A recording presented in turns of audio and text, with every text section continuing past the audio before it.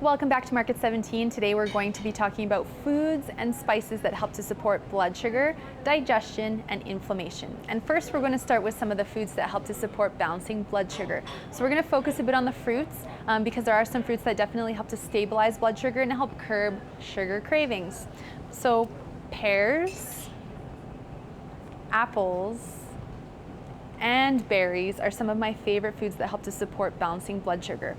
And these help to support blood sugar because they are the lower sugar fruits. So therefore they break down more easily and they don't spike the blood sugar as much as say things like bananas, pineapples, and mangoes. So if you tend to have a bit of a spike in your blood sugar or sugar cravings, I definitely recommend sticking to the lower sugar fruits. So now we are heading over to one of my favorite sections and we're going to be talking about spices that support digestion. So 3 of my favorites that we have here. Number 1, ginger powder. So anything ginger, whether it's fresh ginger or powder, or great to add into things like smoothies, ginger tea with lemon, adding it into your cooking like stir fries. Ginger is very anti-inflammatory, so it's very good for calming and supporting digestion. If you're having a stomach ache, I often find ginger is really great to help aid with nausea and pain. So ginger is the first great one that I like to use. The second one that I really like to use is rosemary, which again is very, very, very good for the digestive system. Again, it's anti-inflammatory. It helps to support the large intestine, and it helps to support eliminating some of the unhealthy bacteria in our large intestine, which I will be talking more about. So this can again be added into your savory cooking. I really like to add it with chicken or turkey. So rosemary is another great anti-inflammatory digestion supporting spice. And the third one that I really like that is really good for everything, not just for the digestion, is turmeric. So turmeric has to be one of the most anti-inflammatory spices. It's very yellow, so I do recommend if you are cooking with it, do not wear a white shirt and try not to spill it because it can stain more easily. But it's really great to add into things like smoothies because if you don't like the taste of turmeric, because it is a bit more pronounced, adding it into a smoothie is really great because it kind of takes away the flavor, but you're still getting those great anti-inflammatory properties. So again, it's great for stomach aches, it's great for aching joints, any kind of pain, as well as water retention. And again, it's great to add into your savory cooking. Some people like to make kind of a milk with almond milk and turmeric and honey. So there's lots of great uses for this. So these are 3 of my favorite digestive spices. Next, we're gonna go over and look at some other foods that are great for supporting digestion. So now we're going to be talking about blood sugar and spices to support the blood sugar. So my favorite spice to support the blood sugar is cinnamon.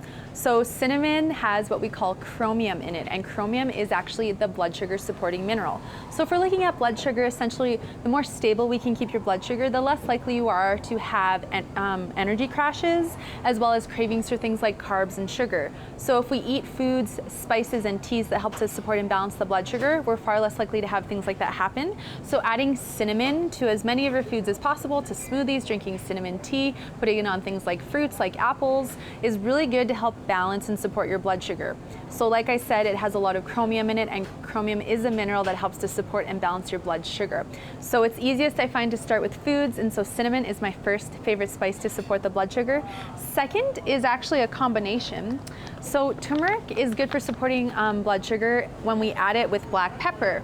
So adding turmeric to black pepper makes chromium more available in the black pepper. And again, like I've been talking about, chromium is the blood sugar supporting mineral. Luckily, all of our spices are good for supporting the blood sugar, but these are some of the best ones for that. And now we're gonna head over and we're gonna look at some other foods that are great for supporting the blood sugar. So we're going to be talking about spices that support and calm inflammation. And one thing I want to mention before I go into these spices is if you buy a spice blend, flip it over and check the ingredients. Make sure there are no added sugars, MSG, or hydrogenated oils, which can make your spices be inflammatory and cause actually health imbalances versus being anti-inflammatory, which is we want our spices to do. So most spices are quite anti-inflammatory, which means they're going to help calm inflammation in the body, help support your digestion, balance your blood sugar as well, and help combat pain and other imbalances that may be going on in your body. So my first favorite anti-inflammatory spice is oregano. So oregano is not only anti-inflammatory to help calm inflammation down, it's really helped to great support the digestive system as well. And it's actually antifungal, which means it actually helps to kill some of the unhealthy bacteria in our digestive system as well as in our body. So you can steep oregano in water and do a tea. You can add into savory cooking, like things like roasted vegetables, stir fries, soups, or you can use oil of oregano if you want to have something a bit more potent. So this is really good, like I said, for inflammation, the digestive system, and killing some of those unhealthy bacteria that we have going in our digestive system. My second favorite anti-inflammatory spice, which is probably one of the most anti-inflammatory spices again, is turmeric. So turmeric is great for calming inflammation in the body. It's really good for calming down the digestive system. Again, it's really great for pain. So if you have injuries, you've had surgery, you have joint pain, arthritis, things like that, putting turmeric into your smoothies, into a tea, into your savory cooking is really, really, really great to help calming inflammation down. If you don't like the taste of the spice, you could also get it in capsules as well. One thing again that I recommend, if you are using the turmeric, just be careful not to spill it because it can stain quite easily as it is bright yellow. My third favorite spice for being anti-inflammatory is garlic. So you can use garlic powder. I always recommend fresh garlic as well. Garlic again helps to support our immune system, so it keeps us healthy and prevents us from catching colds and flus. As well, it is really good for calming inflammation, so things like the digestive system it's very helpful for. And it's also antibacterial and antifungal as well. So it does also help to kill some of those unhealthy bacteria that we tend to have in our large intestine. So these are some of my favorite anti-inflammatory spices. Now we're gonna go check out some of my favorite anti-inflammatory foods. So one of my favorite foods to help to support the digestive system is bone broth. So you may be asking, what exactly is this? So essentially what we do is you can either make it or you can purchase it here at Market 17. Primal Soup is one of my favorite brands that makes this. So if you want to make it yourself, you can either take bones from a turkey, a chicken, a bison, a beef, or a duck, and you roast them in the oven for about 45 minutes, and then you boil them in water for 24 to 48 hours. And so why is this broth so great? So essentially what happens is when we have bone broth, the hot water extracts minerals from the bones, which helps to then infuse the water with minerals. And this mineral-rich broth is great for supporting our digestive system and strengthening our intestinal lining, which is very important for good digestive health. So I like to make a soup and add the bone broth and add all sorts of vegetables and chicken, maybe some quinoa or rice and spices, or you could just heat it up and drink it on its own. Another food that I really love that is really great for the digestive system is sauerkraut. So sauerkraut is a fermented vegetable. All it is water and cabbage usually, or maybe a little bit of sea salt water and cabbage. It's great to support the digestive system because it actually helps to feed the healthy bacteria in our large intestine. So in our large intestine, we have good bacteria and bad bacteria, and we always want to have more of a balance of the healthy bacteria. So cabbage, in its fermented form as sauerkraut, actually feeds the healthy bacteria, so it's actually called a prebiotic. So you can add this into your savory cooking, you could eat this on its own, but it is fantastic again for supporting the digestive system. One thing I like to note is if you do have an underactive thyroid or a sluggish thyroid, consuming a lot of raw cabbage can actually inhibit or further slow the thyroid function. So I always just say eat it in smaller amounts if you do have a thyroid imbalance. Otherwise, this is fantastic for your digestive system.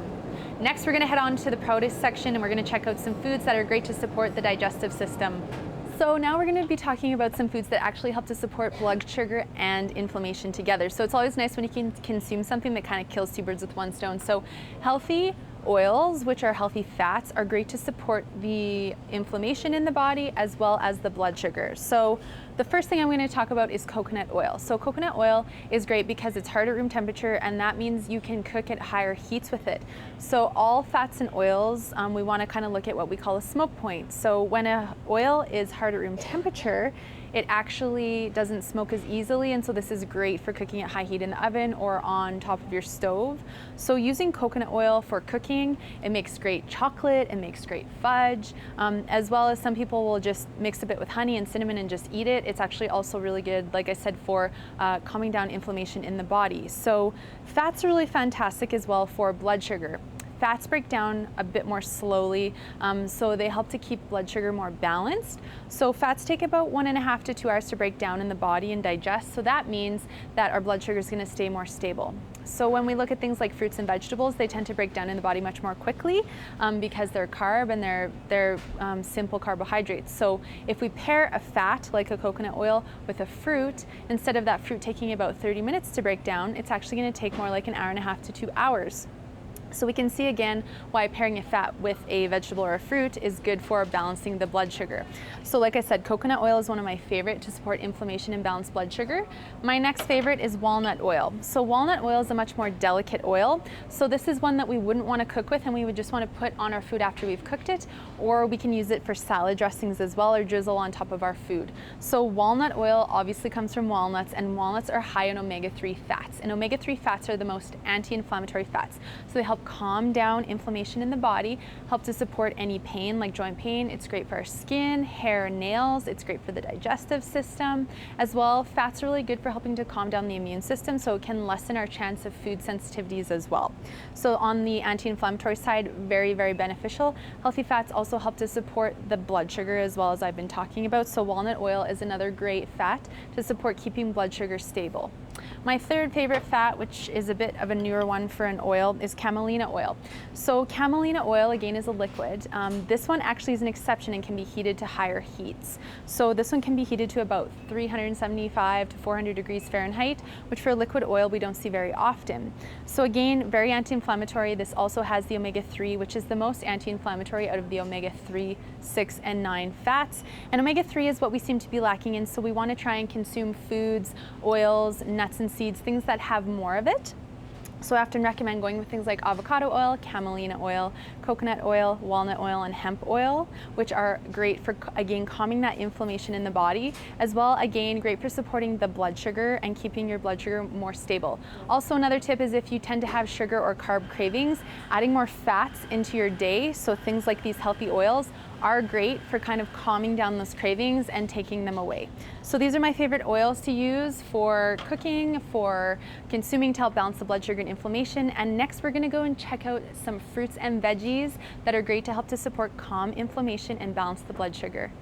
And now we're here and we're gonna chat about some foods that help to support digestion. So onions, garlic, and ginger. So you can get these in their powder form, as I talked about a little bit with the spices, but I do find in their true food form, they are a bit more beneficial. So again, they are all very anti-inflammatory, so they help to calm down the intestinal lining. If you've eaten something that maybe doesn't agree with you, or you find you're getting bloated or a lot of pain easily in your digestive region. So ginger, again, is also really good if you have a stomachache and you're feeling a bit nauseous or you're feeling a bit under the weather with the flu. This helps to kind of calm down some of that nausea. So again, chopping it up, putting it in a tea, putting it in a smoothie, or just chopping it up and eating it are great ways to help to calm down a flu or some of that nausea or some of that bloating and pain that I've talked about. Onions and garlic are really good because they're antibacterial and antifungal. So I've been talking a little bit about this healthy and unhealthy bacteria in the large intestine. So onions and garlic actually help to kill some of this unhealthy bacteria, which helps to replenish some of that healthy bacteria much more easily. These are also all great for the immune system and to ward off colds and flus. So if you are feeling a little bit under the weather, definitely increase your intake of ginger, garlic, and onions.